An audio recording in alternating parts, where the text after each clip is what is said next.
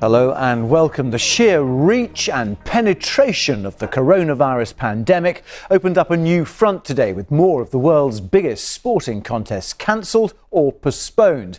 Much of the big football events in Europe have been put on hold. That includes the English Premier League and the Champions League as well. That announcement coming just in the past hour. Live to our studios in Salford, where we can speak to sports presenter Jane Dougal. A lot of disappointment for fans, well, and players.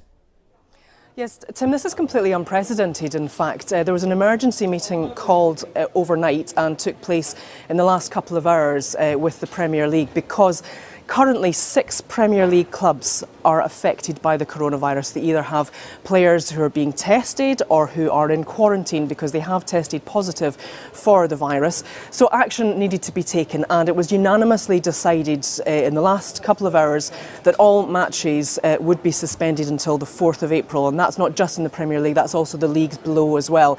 But if I can tell you that the Arsenal manager, Mikel Arteta, is one of the people who has tested positive for coronavirus, and that just shows you how far-reaching this is, that it's gone to the very top, if you will.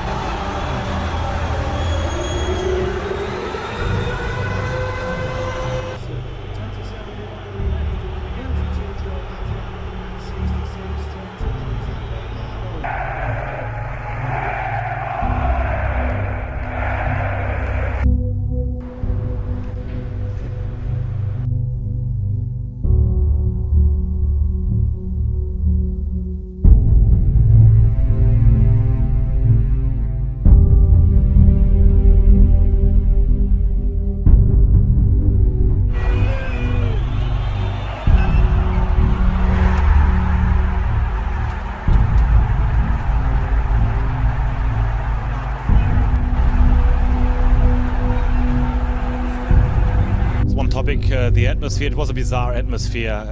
How do you experience it? I missed my fans, to be honest, from Dortmund. Yeah, it was weird to play. When you think of the derby without our fans, what comes to your mind?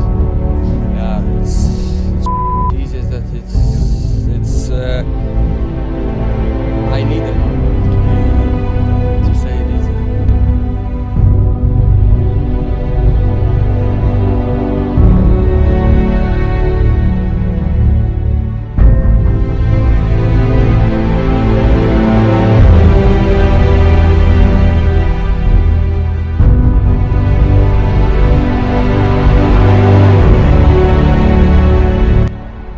On match day at Colchester's Community Stadium, the stands would usually be busy with thousands of football fans.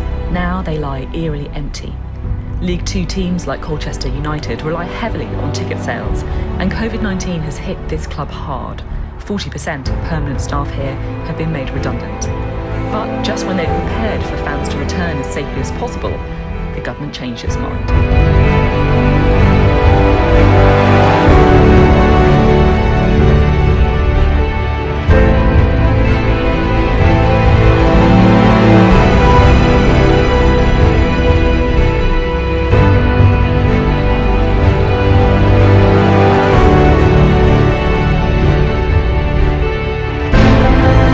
Saturday afternoon, 3 o'clock.